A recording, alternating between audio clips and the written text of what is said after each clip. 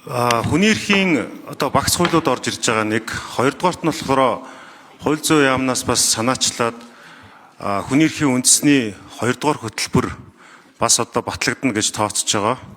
За 2004 оноос хойш ихээр бараг 20 жилийн дараа энэ асуудал яригдж байгаа. За 3-дугаарт нь бол бас ойрын үед буюу энэ жилийн хавар юм уу намрын чуулганаар үндэсний аюулгүй байдлын үзэл баримтлал шинжилэн батлагдах хийгээд түүнд бас энэ хүний эрхтэй холбоотой асуудлууд орох юм байна гэж ойлгож байгаа. За 4-дүгээрт нь болохоор ер нь энэ Улаанбаатарын 2040 дунд хугацааны бодлогын бичиг баримт болон бусад зүйлүүд дээр ингээд хүний эрхийн асуудлууд бас нэлээд тавигдж байгаа. Сая утааны асуудал ч гэсэн энэтэй холбоотой болсон. За улсын их хурл бас хүн төвтэй байх стратеги 5 толгуурт стратеги батлаад явж байгаа. Энэ стратегийн хүрээнд улсын хурлаас гарч байгаа бүх шийдвэрүүд, за хууль тогтоомж дээр энэ хүний эрхийн мэдрэмжтэй байх шалгууруудыг гаргаж байгаа.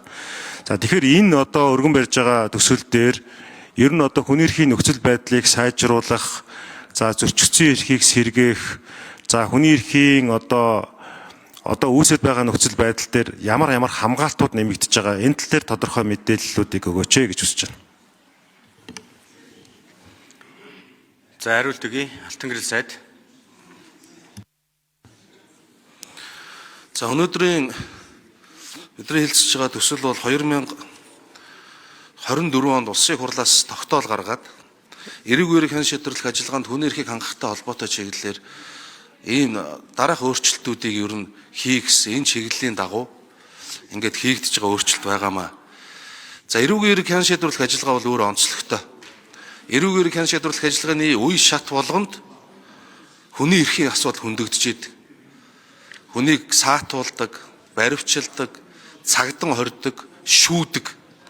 Тэгээ энэ үе шатуудад хүний эрхийг хангах гол баталгаа бол хүн хууль зүйн тусалцаа авах, за өмгөөлөгчтэй байх, өмгөөлөгч өөрөө хууль заасан эрхийнхээ дагуу үйл ажиллагаагаа явуулах боломжтой байхыг ер нь ойлгодог.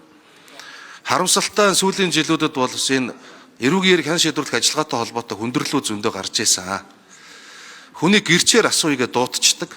Тэгээ гэрчээр асуух гэж байгаа байх гэж очингууд баах юм асууж яснаа эргээд нөгөө мэдүүлгээр нь яллагдагч болгочдөг. Тэгээ чи ингэж мэдүүлсэн гэдэг ингээ хувирахчдаг. За хүнийг яллагдагчаар татсан тогтоолоо үзүүлдэггүй, хувилаад авъя гэхээр өгдөггүй.